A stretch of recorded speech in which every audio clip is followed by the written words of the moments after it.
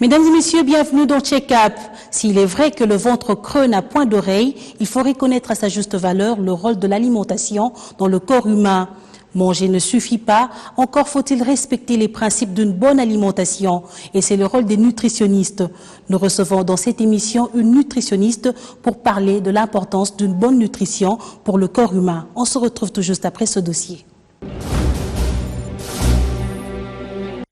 Une alimentation équilibrée, la consommation de fruits et légumes sont essentiels pour une bonne nutrition. Avec une population de plus de 80 millions d'habitants, la République démocratique du Congo fait également face à plusieurs problèmes nutritionnels. La sous-nutrition y est fréquente et elle touche surtout les enfants, les femmes enceintes et les femmes allaitantes, les personnes vivant avec les VIH, les tuberculeux, les personnes de troisième âge et les déplacés internes. En plus de cela, il y a la surnutrition causée par des aliments riches en sucre et en graisse qui explique l'émergence de l'obésité et des maladies non transmissibles liées à l'alimentation. Les carences en micronutriments augmentent les risques de maladies infectieuses et de mortalité y associées. Les carences causées par un apport insuffisant en vitamines ou en minéraux et leur mauvaise utilisation par l'organisme ont des conséquences graves, parfois irréversibles, telles que l'anémie grave, des anomalies congénitales, la cécité, le retard mental et les difficultés d'apprentissage. Une nutrition dès la vie utérine est essentielle pour la bonne croissance affective, physique et cognitive de l'enfant. En dehors des enfants, les femmes qui allaitent, les personnes vivant avec le VIH doivent également bénéficier d'un soutien nutritionnel, car cela a un impact positif sur le plan clinique et même biologique. Investir dans la nutrition, c'est donc assurer de ressources humaines productives garanties d'un développement socio-économique durable. Marie-Claire Yanjou, bienvenue sur ce plateau et bon mois de la femme à vous. Merci. Vous êtes chercheuse et professeure d'université et sur ce plateau de Check-up, je vous reçois en qualité de nutritionniste. Merci d'avoir accepté de répondre à notre invitation. Pour commencer, professeur, peut-on dire que l'alimentation ou la nourriture est pour le ventre, c'est qu'un habit pour le corps? Oui, un peu, mais pas tout à fait, parce que parfois, on peut manger sans se nourrir. Alors, quand on s'habille, c'est toujours faut que ça convienne. Mais lorsque vous dites qu'on peut manger sans se nourrir, déjà, on a du mal à comprendre ce que c'est. Est-ce que vous pouvez essayer d'expliquer cela? Oui, quand est-ce qu'on se nourrit lorsqu'on mange? Oui, lorsqu'on mange et que dans le bol alimentaire, on trouve tous les éléments nutritifs, ce qu'on appelle nutriments nécessaires qui répondent aux besoins de l'organisme. À ce moment-là, on peut dire qu'on s'est nourri. Alors que parfois, à cause de nos pratiques culinaires ou à cause de beaucoup d'autres choses, la crise et tout, l'ignorance, on peut aussi manger quelque chose sans se nourrir, juste pour remplir son ventre. Oui, ou bien on peut manger un aliment énormément plus important que les autres et à ce moment-là, il n'y a pas d'équilibre. Pendant les guerres, on a vu les gens qui se sont nourris du sable, qui ont mangé du sable. Il n'y avait rien dedans. Il n'y avait rien dedans pour le corps. Mais ils ont rempli le ventre. Puisqu'on parle de la nutrition, est-ce que vous pouvez essayer de nous expliquer ou de définir ce terme ou ce mot? C'est quoi la nutrition? La nutrition, en fait, c'est la science. C'est une science qui traite des nutriments, c'est-à-dire des éléments nutritifs que nous trouvons dans notre alimentation, leur assimilation dans l'organisme, comment ils répondent aux problèmes de notre corps. Et c'est cette science-là qu'on appelle nutrition.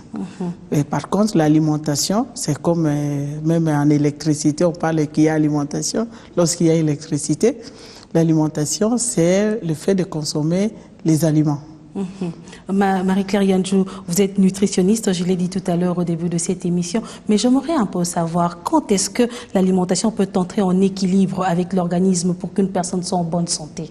Oui, en fait, l'organisme a des besoins.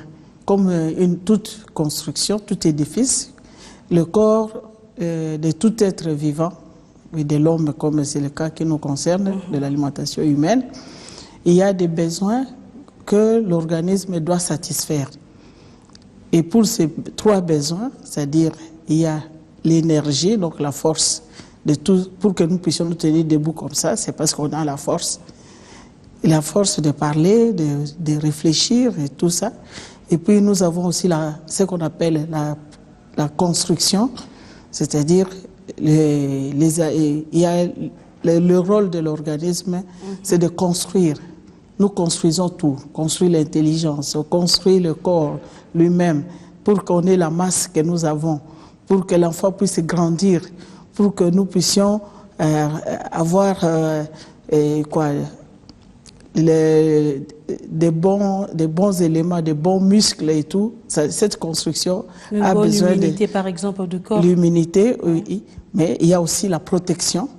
La protection qui est comme un parapluie, c'est-à-dire qu'il y a les trois éléments les éléments qui nous aident à nous protéger contre les intempéries, nous protéger contre les maladies, contre les agressions microbiennes, et tout ça, ça demande des éléments nutritifs qui sont dans ces trois catégories, mais il y en a 6 au moins. Mais puisque vous parlez des éléments nutritifs, est-ce que vous pouvez un peu nous donner un exemple? On dit qu'il y a tel aliment qui est riche en protéines, riche en fer, riche en ceci. Est-ce que vous pouvez un peu nous donner des exemples des aliments par rapport à leur richesse, si je dois dire ainsi? Oui, comme je l'ai dit, j'ai dit qu'il y a 6 groupes d'aliments qui peuvent nous aider à répondre à nos 3 besoins dans l'organisme. Nous avons les aliments qui nous donnent de l'énergie. Là-bas, il y en a deux grandes catégories. On a les aliments énergétiques qui contiennent les sucres, toutes les formes de sucre. Évidemment, je parle de sucre, c'est le langage simple. On dit les glucides, mais quand vous les cherchez, on va les trouver, par exemple, dans les foufous. Ah, ok. Quand vous mangez le foufou, avec les exemples, on comprend mieux. Oui, le riz, donc les céréales et les tubercules, et les racines, d'une manière générale, c'est ça qui nous donne les sucres dont l'organisme a besoin. Et puis, il y a les huiles. C'est comme l'huile de palme que nous mettons dans la nourriture. C'est vraiment pour assaisonner, oui, mais c'est surtout pour nous donner l'énergie. Il y a aussi d'autres aliments qui contiennent des huiles aussi. On a les oléagineux, comme on les appelle. Donc, tous les fruits et graines qui peuvent contenir de l'huile. Quand vous pilez les courges, à la fin, vous pouvez presser, vous trouvez de l'huile. De l'huile, oui. Cette huile-là nous donne beaucoup d'énergie, beaucoup de force, même plus que ce qu'on trouve dans le sucre. Et puis, on a les aliments qui nous donnent les protéines qui nous aident à construire. On les appelle aussi les briques du vivant. Bon. Parce que c'est comme le ciment, le sable et l'eau. Hein? Une protéine est constituée, il a une nature, on peut faire des claustras, on peut faire des carreaux, on peut mais faire... dans le corps humain. Dans le corps humain, on a, par exemple, il y a 2 groupes. Il y en a qui sont d'origine animale, donc ça vient de toutes sortes, des viandes ou des produits animaux que nous prenons. Par exemple, le lait, les œufs, par exemple, toute viande ou poisson, ça nous donne les protéines. Alors, il y a d'autres qui sont d'origine végétale. C'est-à-dire qu'à partir des plantes, nous avons par exemple le groupe des légumineuses en général, c'est-à-dire ce sont on peut le dire, les fruits à gousse. Hein. Nous avons les arachides, les courges, nous avons les soja, les haricots. Nous avons tous ces groupes-là, ils ont aussi des protéines aussi importantes. Parfois même, actuellement, on a découvert que parfois même ça dépasse même la valeur protéique des Mais c'est fait tout ce que nous mangeons ici chez nous. Mais quand est-ce qu'on se nourrit mal? Est-ce qu'on mange mal? On cuisine mal? Quand est-ce qu'on se nourrit mal, Madame Nandiou? Oui, effectivement. Bon. Et le troisième, je n'ai pas donné l'exemple, c'est les protections. Donc la source d'éléments de protection, ce sont des légumes et les fruits. Et c'est là où commencent les problèmes. Parce que d'abord, il faut qu'il y ait une bonne association de ces 3 groupes, donc des 6 éléments-là. Il faut les avoir dans une bonne association pendant un repas. C'est-à-dire, il y en a qui entrent dans la même casserole, il y en a qui entrent dans la même assiette, et il y en a qui se complètent au moment où on se trouve devant un repas. Donc, manger vraiment, se nourrir, c'est vraiment être patient. Il y en a qui prennent une grosse chikwanga avec un soupçon de likayabo, et puis son repas est fini. Dans un tel déséquilibre, on se nourrit mal. C'est ça. C'est ça qui va conduire au fait qu'on ne peut pas construire son corps comme il faut. Parce que la construction ou l'organisation, les besoins sont répondus en groupe. Dans les besoins nutritionnels, il faut que la quantité de protéines que le corps a besoin se retrouve dans l'assiette au même moment que la quantité d'énergie. Vous savez, ce qui est bizarre, c'est que l'énergie, c'est en fonction du travail. Elle peut varier d'un moment à l'autre ou d'un état à l'autre. Mais la quantité de protéines, c'est en fonction de l'âge, en fonction de l'état physiologique.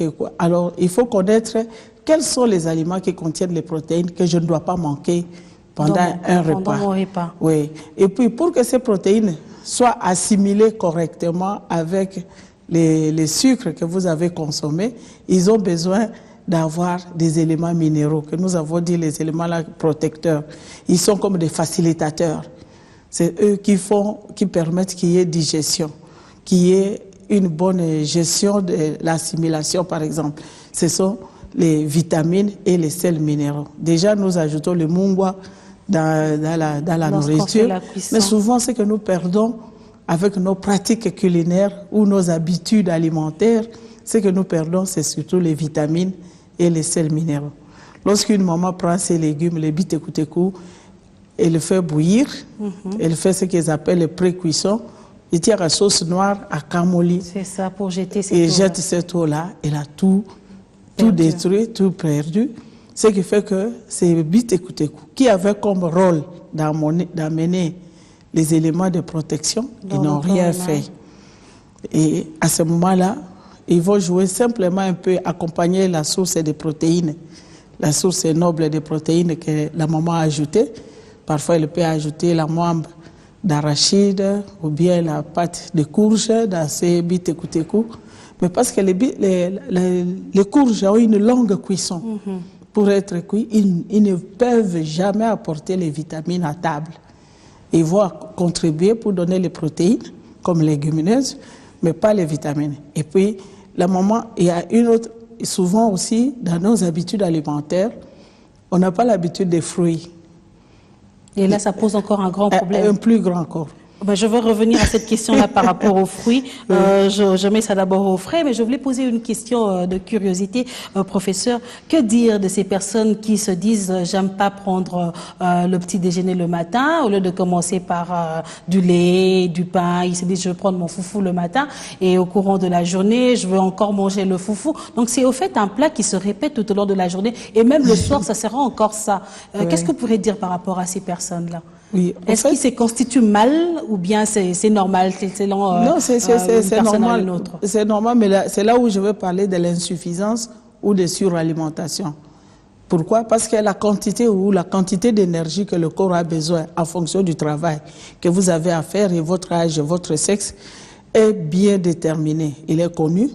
Et à ce moment-là, comment vous répartissez ces énergies dans la journée, c'est ça qui diffère d'une personne à l'autre.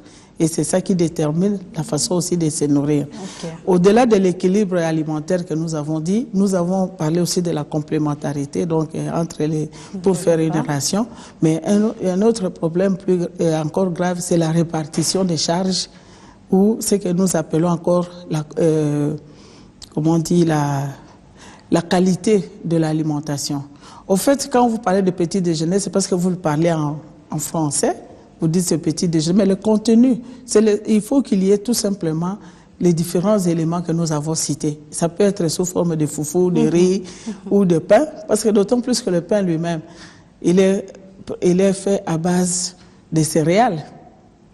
Le blé, le riz, le millet, le sorgho, le maïs, ils sont tous de même famille. Donc quand tu as pris le pain, c'est comme quelqu'un qui a pris le pain, il peut être à base de blé, il peut être à base aussi des aujourd'hui de plus en plus, il est à base des farines combinées, donc où on mélange même avec les millets, les sorgho ou la farine de manioc et ainsi de suite. L'essentiel c'est l'amidon j'ai recherché là-bas.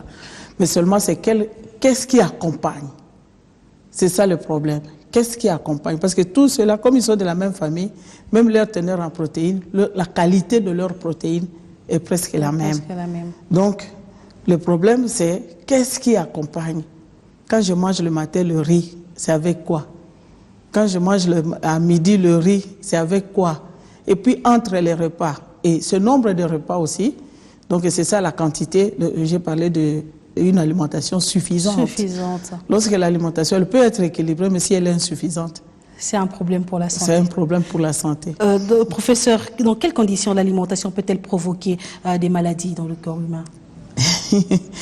L'alimentation peut provoquer la maladie justement lorsqu'elle connaît des carences. Par exemple, on va parler d'une alimentation qui est carencée en micronutriments. C'est ça souvent notre problème d'alimentation, il est lié souvent à la carence en micronutriments parce que nous ne les protégeons pas assez et puis nous ne les recherchons pas non plus assez. Quand vous parlez de micronutriments, ce sont des vitamines et les sels minéraux, les éléments que j'ai appelés de protection. Okay. Ça signifie que même si vous mangez un gros foufou là avec des gros morceaux de viande, le fait que vous manquez les vitamines et les minéraux qui les accompagnent, cette alimentation est insuffisante en qualité et ses conséquences vont se manifester sur la santé en fonction de l'élément qui manque. Par exemple, vous pouvez bien manger des rôtis de viande, de bœuf ou quoi, mais s'il n'y a pas de fer, il n'y a pas un apport suffisant. Parce qu'il y a des moments aussi qui prennent la viande de bœuf, qu'il a fait ou les surgeler d'habitude, et qu'est-ce qu'il fait? Il laisse tremper dans l'eau pendant longtemps. Il y en a qui jettent même l'eau de cuisson. C'est ce qu'on appelle des pré-cuissons. Ça diminue toujours. Et lorsqu'elle n'a pas de vitamines, vous savez, le fer, vous pouvez le prendre, même le fer folate, qu'on vous donne même une ampoule en fer. Si vous le prenez sans vitamine C, c'est-à-dire pas dans un repas qui contient de vitamine C, il ne sert à rien. Il sera éliminé dans le corps comme déchet et il ne va pas servir. Or, vous avez les acides aminés, donc pour faire du sang, il faut qu'il y ait le fer et les protéines se mettent ensemble en présence de fer et de vitamine C, donc des fruits ou des légumes mi-cuits ou des choses comme ça, et pour qu'il y ait la formation de l'hémoglobine, donc du sang. Dans le cas contraire, c'est l'anémie, donc ce sont des carences. Oui. Mais en dehors de l'anémie, quelles sont les autres maladies qui peuvent survenir suite à ce problème d'alimentation? Il y en a plusieurs. D'abord, même la suralimentation. Toute la famille a des maladies cardiovasculaires, le diabète, l'obésité. Ils sont dus à une mauvaise alimentation. Et la mauvaise alimentation, vous savez, dans notre pays, il y a deux types de malnutrition. Il y a la malnutrition qui est due aux excès. C'est celle qu'on trouve chez les gens qui ont l'argent. Et la malnutrition qui est due aux carences, c'est celle qu'on trouve aux gens qui n'ont pas l'argent. Mais dans ce cas-là, on parle de malnutrition et de surnutrition, c'est ça? Oui, la surnutrition qui est caractérisée par l'obésité, le surpoids, les maladies cardiovasculaires. Oui. Okay. Et on peut avoir la dénutrition qui est aussi dans plusieurs catégories. Mais dans l'ensemble de toutes ces malnutritions, c'est vraiment, il y a l'ignorance des principes de nutrition. J'aimerais rester dans le cadre de la malnutrition, puisque lorsqu'on parle de malnutrition, notamment en République démocratique du Congo, on fait plus allusion aux enfants. Est-ce que ce sont juste les enfants qui sont les principales victimes? Non, tout à l'heure, vous venez de dire autre chose. Pas du tout. Au contraire, moi j'ai l'impression que même ce sont les adultes, surtout les hommes, ils sont des victimes parce que leurs femmes veulent qu'ils mangent plus. Et ils mangent mal. Vous allez voir, ils prennent beaucoup de viande, presque pas de légumes, encore moins de fruits. Ils sont devenus des carnivores. Et ils ont toujours l'obésité, ou tout ça, ça fait la surnutrition. Okay. Et chez les enfants, pourquoi on parle beaucoup plus des enfants? Parce qu'au fait, même beaucoup de Congolais pensent que parler nutrition, c'est parler de la malnutrition et de la prise en charge de la malnutrition. Pourquoi? C'est parce que tout simplement, la malnutrition chez les enfants, elle est prise en charge par les partenaires du ministère de la Santé. Et comme tout le monde parle seulement du couple mère et enfant, et surtout la femme, on l'utilise comme source alimentaire, c'est pourquoi on parle de la femme aussi, mais c'est surtout, on parle de la malnutrition chez les enfants. Moi, je pense, à mon avis, la malnutrition chez les enfants, ce n'est qu'un indicateur. Et d'ailleurs, c'est grâce à ça que nous savons que vraiment on souffre de malnutrition. Mais c'est un problème qui concerne pas Tout le seulement monde. les enfants, tout le monde aussi. Tout le monde. Et parmi ces gens, on parle des personnes vivant avec le VIH qui ont besoin d'une bonne nutrition pour se maintenir lorsqu'ils prennent leurs médicaments. Parce que moi, j'ai lu que ça a un impact sur l'aspect clinique et même physique. Mais est-ce que ces personnes-là vivant avec le VIH bénéficient d'un soutien nutritionnel en République démocratique du Congo? Bon, il y a beaucoup de choses à dire, hein. Mais seulement il faut savoir que la nutrition, c'est vraiment le premier médicament, mais qu'on ignore. Quand quelqu'un a une bonne alimentation, ça lui permet d'avoir une bonne nutrition. Et dans une bonne nutrition, nous avons dit, parmi les priorités de la nutrition, c'est la protection. Et dans cette protection, c'est protection contre les maladies, protection contre même la constitution même du système immunitaire. Si on parle de personnes vivant avec le VIH, d'abord, vous savez que le VIH lui-même, comme le mot l'indique, c'est le virus immunodéficience. Hein? Donc, il se pose sur le système immunitaire, qui lui-même repose sur la nutrition, sur la qualité de l'alimentation et la capacité d'absorption. Et au-delà de ça, la maladie elle-même, dès qu'elle s'installe, parmi des complications qu'on obtient chez les personnes vivant avec le VIH, à la longue, ils connaissent ce qu'on appelle l'anorexie. Ils manquent d'appétit. Commencer d'abord par les soucis, et puis après, c'est par l'état même physiologique, de son état physiologique. Il manque d'appétit, il ne mange pas. Et quand il arrive à ne pas manger, ça va entraîner encore d'autres complications. C'est la malabsorption. Et la malabsorption, c'est la voie vers la malnutrition. Parce qu'il peut même manger, et il peut même avoir l'appétit, il mange, mais parce que l'absorption ne se fait pas correctement. Donc nous avons dit l'assimilation des éléments qu'il a mangés ne se font pas correctement à la suite de son état de maladie. Ça fait que la situation se complique et la personne tombe dans la malnutrition, dans une dénutrition. Et souvent, c'est ce qui continue. Parmi les premiers symptômes, on dit toujours que c'est l'amaigrissement. Une bonne prise en charge commence dès qu'il est informé de son état sérologique.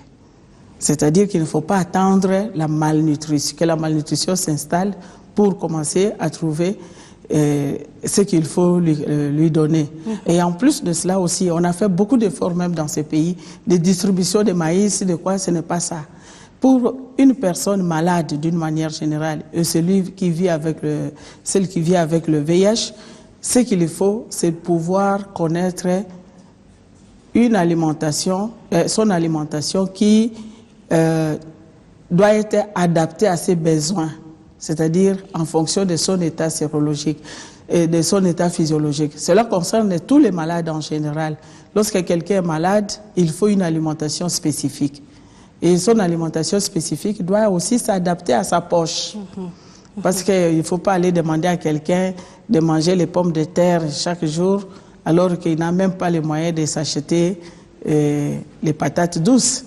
Il faudrait s'adapter à sa poche, je reste là. Une bonne nutrition doit commencer de le sein maternel jusqu'à la vieillesse. Est-ce que vous pensez que c'est possible en République démocratique du Congo? Surtout en République démocratique du Congo. Comment expliquez-vous cela? Parce que nous sommes un pays, on dit potentiellement riche, mais je dis un pays où les conditions climatiques de toute la République font que nous avons à manger à la portée de la main. Mais tout simplement, ce que nous manquons, ce qui est à la base de la malnutrition, souvent, c'est l'ignorance des principes de la nutrition, l'ignorance des types d'associations culinaires qu'il faut faire. Est-ce que vous savez qu'en prenant les courges, par exemple, les mbika, vous faites les mbika, vous préparez avec les biteku-teku, hein, dans la même marmite, mais il faut savoir comment ordonner cette recette. Cette cuisson-là, vous pouvez faire un repas équilibré, riche en protéines, en vitamines, en sels minéraux, et même aux huiles là qu'on cherche, les oméga, les quoi, pour avoir un bon équilibre. Et tout cela à un prix dérisoire. Prenez le prix d'un verre de mbika, prenez le prix d'une botte de biteku-teku. Et il suffit seulement de bien arranger et vous avez un repas que vous pouvez manger avec n'importe quoi pour l'énergie. Parce que vous comprenez qu'on a déjà équilibré et les vitamines et les protéines. Vous cherchez n'importe quoi, les maniocs bouillis, la chikwang ou n'importe quoi, hein,